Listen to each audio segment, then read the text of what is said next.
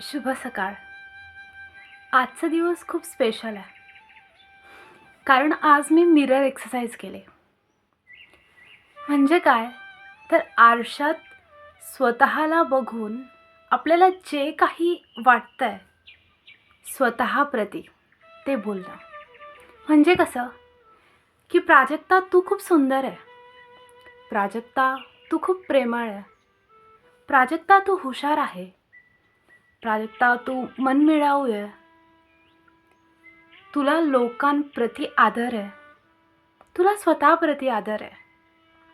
म्हणजे ज्या काही चांगल्या गोष्टी तुम्हाला लोकांकडून ऐकावं असं वाटतं, त्या स्वतःला आरशात बघून एकदा म्हणा.